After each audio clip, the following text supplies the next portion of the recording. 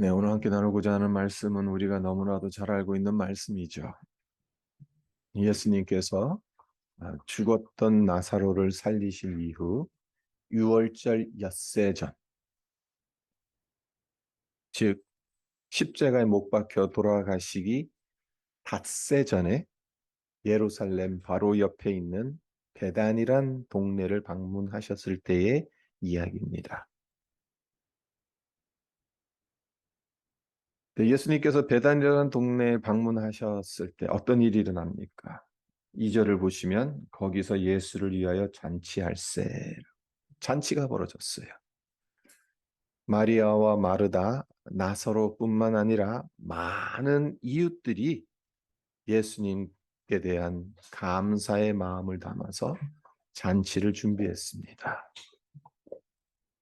근데 잔치 준비로 많은 사람들이 분주하게 일하고 있을 때 마리아가 일하지 않았어요. 아주 엉뚱한 일을 합니다. 예수님께 다가가서 그동안 소중하게 간직해온 향유를 주님 발에 붓습니다.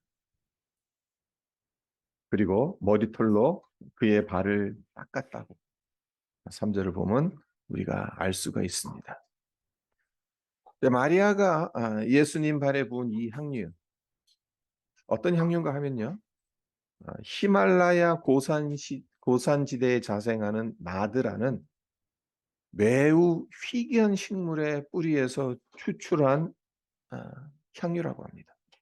그래서 시중에선 쉽게 구할 수 없는 매우 귀한 향유라고 해요. 아주 비싼 향유인 거죠.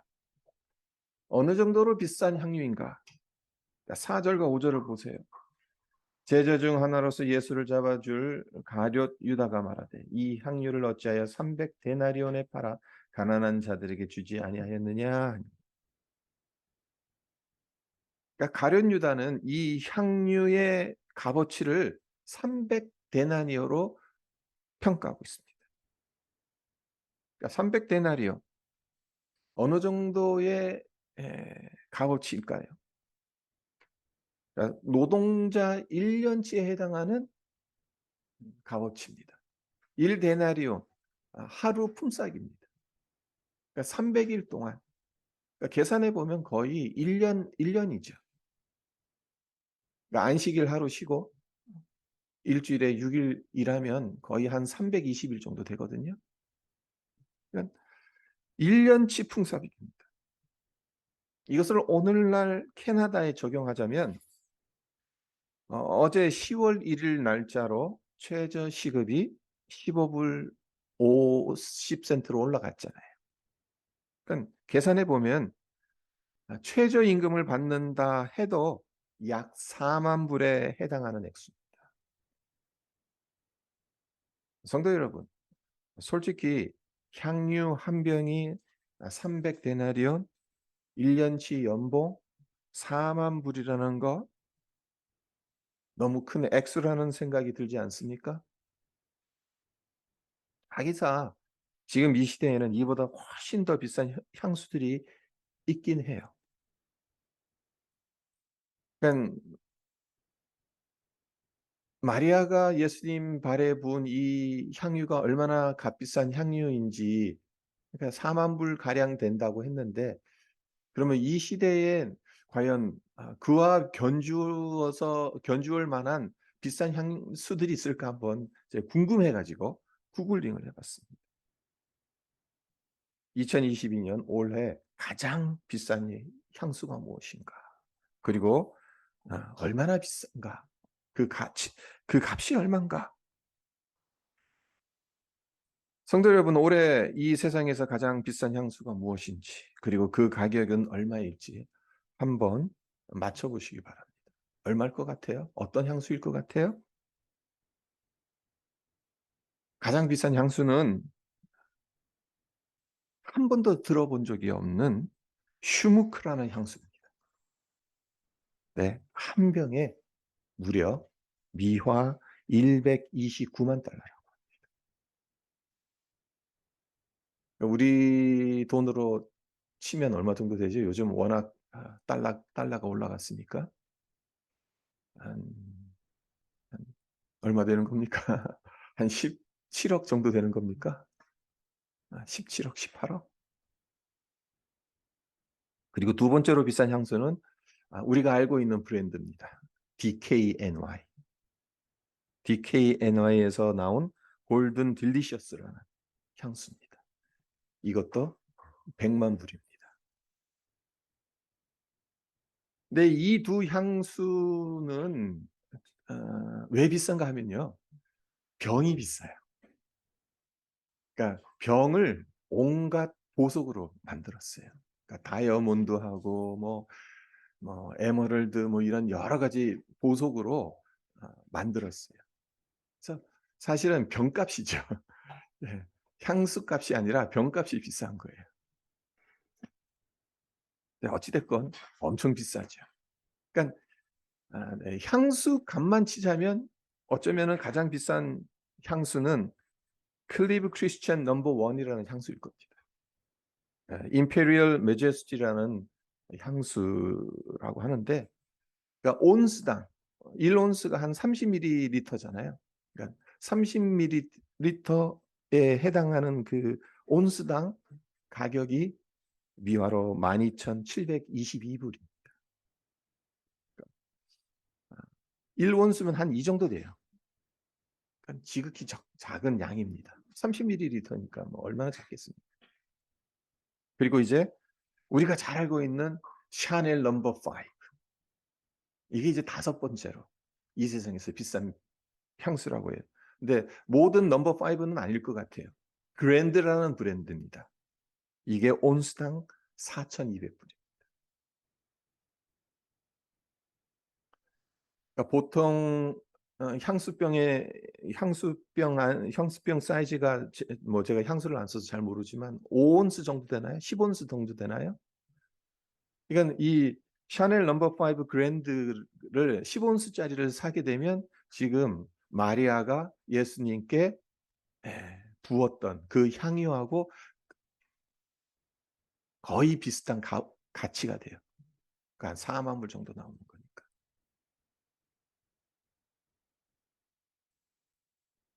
이 세상엔 우리의 상상을 초월하는 것들이 많다는 생각을 지울 수가 없습니다. 어떻게 뭐 향수 한 병에 100만 불이 넘을 수 있을까?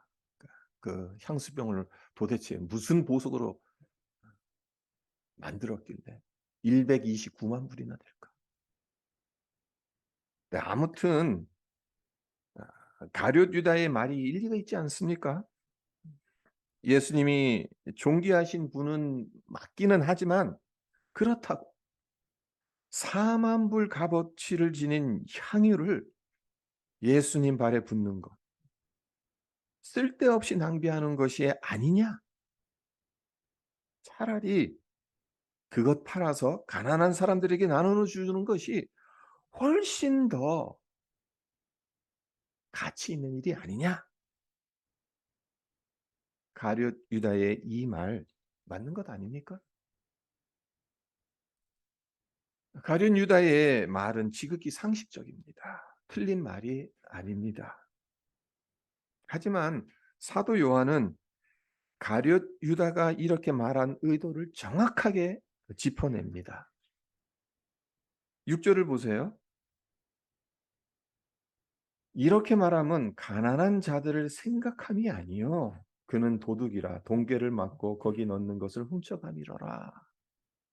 무슨 말입니까? 가난한 사람들 정말 도와주려고 한 게 아니라는 거예요. 이 향료를 팔아서 4만 불을 받으면 가룟 유다가 그 돈 맡은 자였으니까 재정 담당이었으니까 그러니까 4만 불이라는 현금이 이게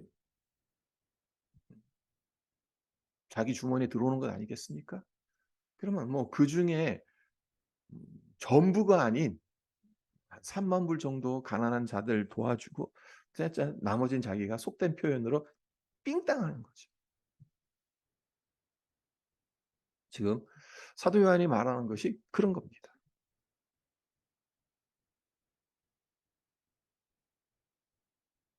그냥 이 말은 이미 가룟 유다의 마음 안에 사탄이 들어와 있었던 겁니다.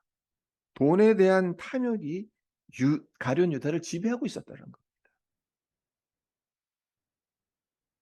실제로 며칠 후에 예수님을 은산십에 종교 지도자들에게 팔아넘기지 않습니까? 가룟 유다의 말이 합리적이고 일리가 있는 것 같아 보여도 실상은 잘못되어진 것이다. 그 의도가 선한 것이 아니다라고 사도 요한은 분명하게 지적하고 있습니다. 의도가 잘못되었고 관점이 틀렸다. 가룟 유다가 본 것은 무엇입니까? 돈이라는 관점으로 본 것입니다. 마리아가 값비싼 향유를 주님의 발에 부을 때 그것을 돈으로 계산했습니다. 300데나리온이라는 계산이 그냥 즉각적으로 나올 만큼 그 세계에 탁월한 감각을 가지고 있었던 사람입니다. 이 나드라는 향유 시중에 잘 나오는 향유가 아니에요. 아주 귀한 향유예요. 근데도 그걸 딱 알아보는 거예요. 이게 어떤 향유인지 알아보고 이 값어치는 4만 불이다. 정확하게 평가를 한 거예요. 이와 반면 마리아는 어떤 생각으로 그 비싼 향유를 예수님의 발에 부었겠습니까? 가룟 유다와 같은 생각으로 했다면 죽었다 깨어나도 예수님의 발에 향유를 부을 수는 없었을 것입니다. 이게 얼마짜린데? 1년 열심히 땀 흘려서 벌어야 되는 그 값어치를 가진 향유인데 이것을 어떻게 아무리 예수님이 귀한 분이라 하더라도 그 발에 다 쏟아 부을 수 있겠어요? 마리아는 예수님으로부터 받은 은혜가 너무 컸어요. 수년 동안 마리아와 언니 마르다, 오빠 나사로 이 세 식구를 예수님께서 너무나도 사랑해 주셨어요. 외로운 삼남매를 자주 찾아주셔서 위로해 주시고 말씀도 전해 주셨어요. 무엇보다 죽었던 오빠를 다시 살려 주셨어요. 예수님의 이런 은혜를 마리아는 돈으로 계산할 수 없다라고 생각했던 사람입니다. 예수님으로부터 받은 사랑이 너무 커서 그 무엇을 드려도 만약 나드라는 이 향유보다 더 비싼 것이 있었다 하더라도 마리아는 그것을 예수님께 드렸을 것입니다. 그것을 아깝지 않다라고 생각했을 것입니다.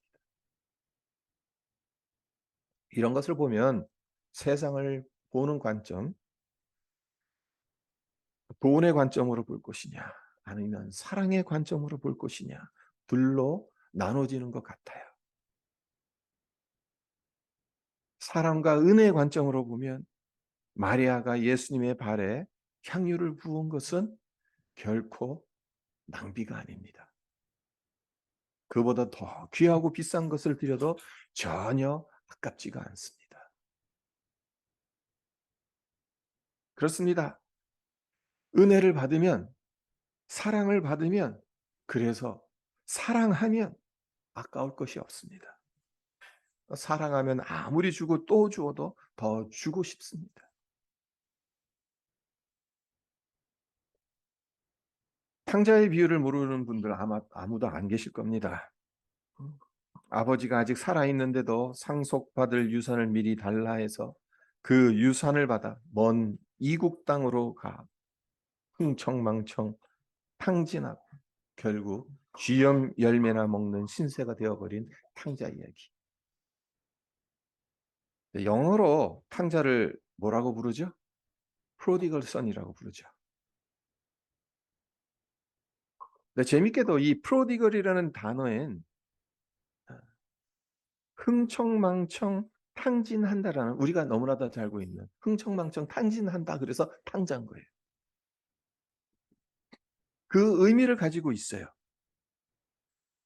하지만 또 다른 의미가 있습니다. 뭐냐면 남김없이, 아낌없이.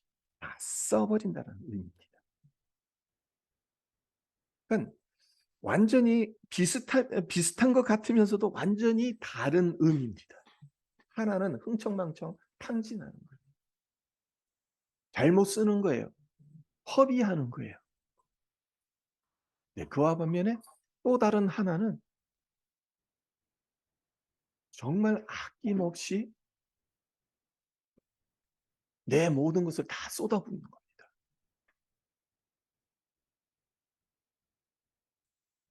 미국에서 가장 영향력 있는 목사님들 중 한 분인 티모시 켈러라는 목사님이 이 프로디걸이라는 이 단어가 지닌 이중적 의미를 다음과 같이 풀었어요. 둘째 아들이 남김없이 흥청망청 탕진한 프로디걸 선이라고 한다면 그의 아버지는 남김없이 아낌없이 그 아들에게 사랑을 쏟아부은 프로디걸 파더라. 그러니까 프로디걸 선 하면은 이건 탕자가 되는 거예요. 근데 프로디걸 파더가 되면은 뭐예요? 탕부가 아니라 아낌없이 쏟아부은 사랑이 한량없는 아버지란 뜻이 되는 거예요.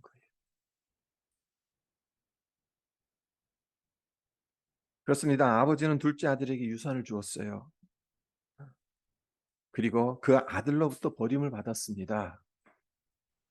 살아있는 아버지에게 유산을 달라 하는 것은 아버지가 지금 죽었으면 좋겠다라는 그 마음을 전달하는 것이기 때문에 이 아버지는 아들에게 버림을 받은 거나 마찬가지예요. 죽은 아버지로 대우를 받고 있는 거예요. 이런 이유로 아버지가 돌아온 탕자를 받아주지 않고 내쳐도 탕자는 할 말이 없습니다. 탕자 역시 일말의 양심이 남아 있었던지 아버지께 뭐라고 부탁을 했습니까? 제가 아버지의 아들로 받아들이기엔 이거는 말도 안 됩니다. 저를 종으로 부려주십시오. 그렇게 부탁을 하죠. 일말의 양심이 남아 있는 거예요. 그래서 아들이 아닌 종으로 저를 받아달라.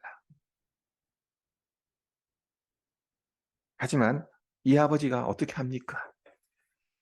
탕자의 말 부탁대로 종으로 받아들입니까? 아니잖아요. 제일 좋은 옷으로 입히고 손에 가락지를 끼우고 돌아온 이 탕자를 위해서 잔치를 베풀잖아요. 아들로 다시 받아들이고 아들로 누릴 특권들을 회복시켜 줍니다.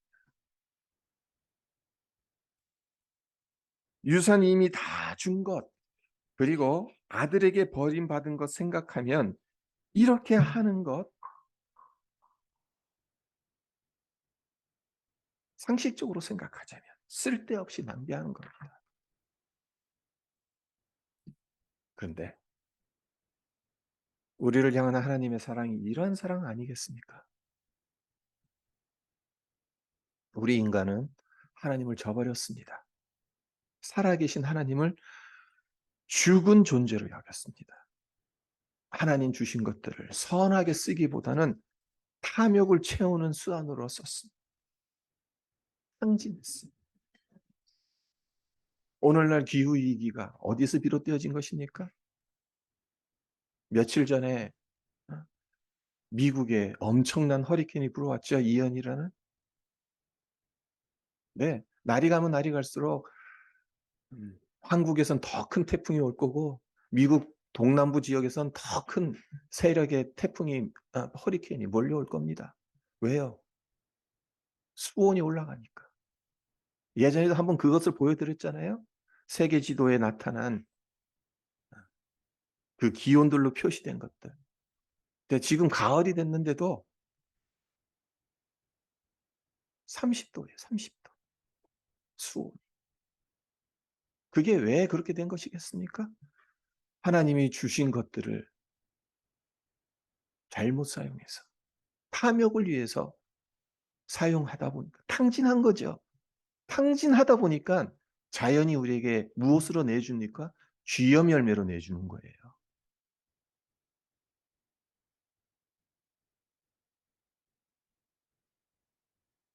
그런데도 하나님은 당신의 독생자를 내어 주시기까지 우리 인간을 사랑하셨다.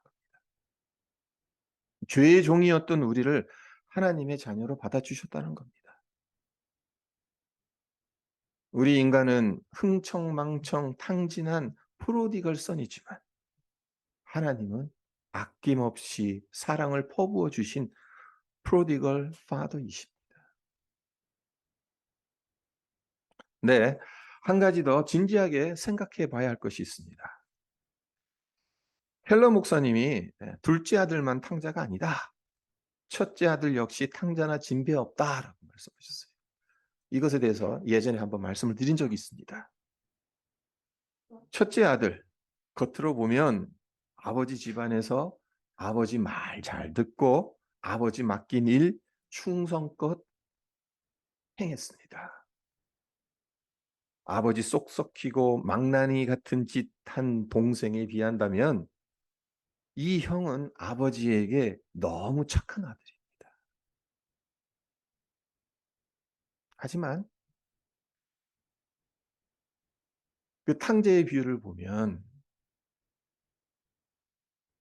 이 아들, 첫째 아들이 어떻게 합니까? 아버지가 이 둘째 아들을 위해서 잔치를 베풀고 소를 잡고 그러니까 내가 친구와 열심히 일하고 친구와 좀 하려고 할 때도 잔치 한번 안 베풀어 주시지 않았습니까? 역정을 내고 화를 내지 않습니까?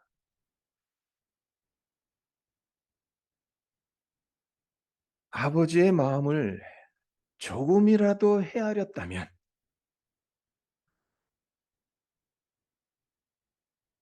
쏙 썩히고 집 나간 둘째 아들에 대한 아버지의 마음을 그 심정을 조금이라도 헤아렸다면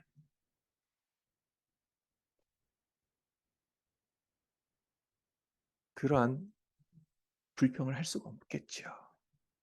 하지만 그렇지 않았습니다. 동생을 향한 아버지의 마음을 헤아리지 못하고 오히려 화를 냈습니다. 그렇습니다. 아버지의 마음을 헤아리지 못한다면 아무리 집안에서 아버지를 모신다 하더라도 탕자일 수가 있습니다. 제가 왜 이 말씀을 드리는 것이겠습니까? 오늘날 이 시대에 집 나간 둘째 아들은 누구이겠습니까? 그리고 집에 있는 첫째 아들은 누구이겠습니까? 탕자의 비유 앞뒤로 이렇게 보시면요. 이 비유를 누구에게 하신 말씀인가 하면은 바리새인들, 종교 지도자들에게 하신 말씀이에요. 들으라는 거. 너희들이 집에 있는 첫째 아들 같지? 네.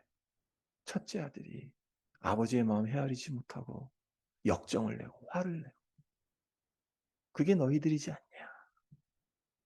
근데 하나님의 마음은 그렇지 않다. 집 나가서 쏙 썩히고 있고 망나니 짓 하고 있는 이방인들, 과부와 고아들, 죄인들 그들에게도 하나님은 힘없이 하나님의 사랑을 베풀어 주고 싶어 하신다.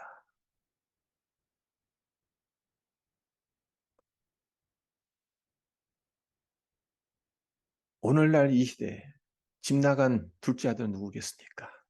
집에 있는 첫째 아들은 누구겠습니까? 하나님의 품을 떠나 방황하는 이 세상의 사람들을 향한 사치스러운 낭비를 쏟아붓는 성부 하나님의 심정을 헤아리지 못한다면 교회 안에서 하나님을 섬기는 우리 역시 탕자가 되는 겁니다. 말씀을 맺겠습니다. 우리가 하나님을 위해 하는 모든 것들은 세상의 관점으로 보자면 사치스러운 낭비라고 할 수가 있어요. 주일마다 어디 놀러 가지 못하고 예배 드리는 것. 열심히 땀 흘려서 번 돈의 10분의 1을 헌금하는 것. 복음을 전하기 위해 지불하는 시간과 정성. 이 모든 것들을 다른 것에 사용하면 더 좋은 것들을 얻을 수 있을 텐데 왜 낭비하는지 모르겠던 세상 사람들은 생각할 수도 있습니다. 하지만 우리는 그렇게 생각하지 않지 않습니까? 우리를 향한 하나님의 사랑이 얼마나 귀한지, 우리의 죄를 대속하기 위해 흘리신 예수님의 그 보혈이 얼마나 귀한지를 알고 믿고 경험한 자들이기 때문에 값비싼 향유를 드릴 수 있는 것 아니겠습니까? 마리아는 이 사랑, 이 은혜의 귀함을 알았기 때문에 값비싼 향유를 아무 주저함 없이 예수님 발에 부을 수 있었던 겁니다. 가룟 유다가 쓸데없는 낭비를 한 것이다라고 지적질해도 마리아는 상관치 않고 기쁨과 감사의 마음으로 주님께 드릴 수 있었던 겁니다. 근데 중요한 것은 사치스러운 낭비. 그것은 우리가 먼저 한 것이 아니죠. 하나님께서 먼저 하신 겁니다. 벌레만도 못한 우리를 위해 예수님께서 십자가에서 그 귀한 보혈을 모두 다 쏟으셨습니다. 왜 그 보혈을 다 쏟으셔야 됩니까? 하나님이신 예수님께서 왜 그렇게 하셔야 됩니까? 제3자의 입장으로 보면 정말 가능성 없고 자격 없는 이 존재들을 위해서 그렇게 하시는 것이 엄청난 낭비처럼 보여요.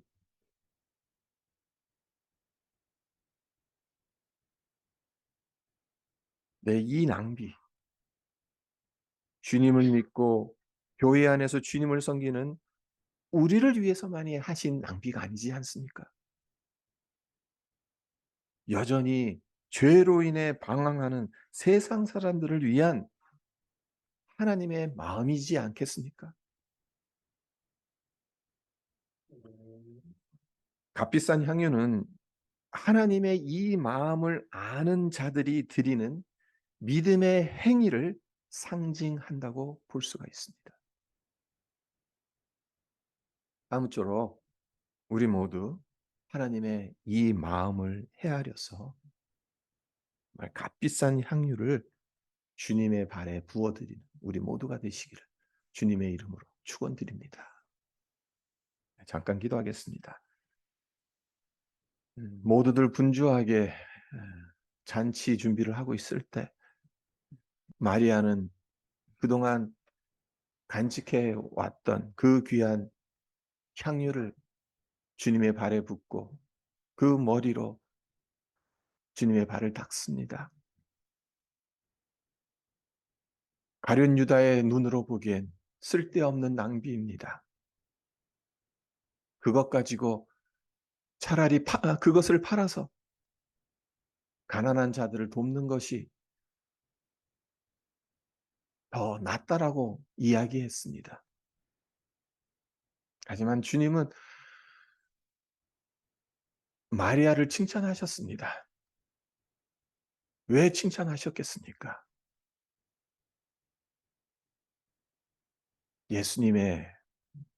예수님께서 이제 어디를 가셔야 하는지를 알았기 때문입니다.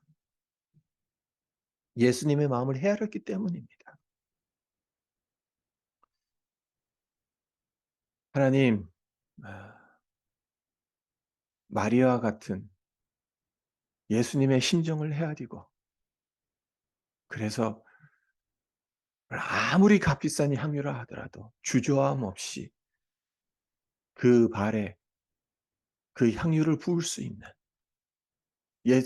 하나님께서 우리에게 먼저 말 값없는 사랑으로 값없는 은혜로 우리에게 베푸신 것을 깨닫고 알고 믿고 경험하였기에 우리 역시 정말 값비싼 향유를 주님의 발에 부어드릴 수 있기를 소망합니다. 그렇게 하나님 우리의 인생을 살아가게 하시고, 무엇보다 하나님의 마음을 헤아리지 못한다면 아무리 하나님을 섬긴다 하더라도 우리 역시 집안에 있는 탕자일 수도 있다라는 사실. 하나님은 아낌없이 퍼부어 주신 프로디걸 파더라는 사실을 우리가 늘 기억하면서 그 마음을 헤아리면서 하나님, 우리가 정말 우리에게 주신 것들로 더 감사하며 기뻐하며 드리게 하시고, 또 이 세상에서 죄로 인해 방황하고 있는 하나님의 그 마음이 어디에 있는지를 헤아리면서 우리의 시간과 우리의 정성과 우리의 모든 것을 주님께 올려드리는 귀한 삶이 되게 하여 주시옵소서. 감사드리며 예수님의 이름으로 기도합니다. 아멘.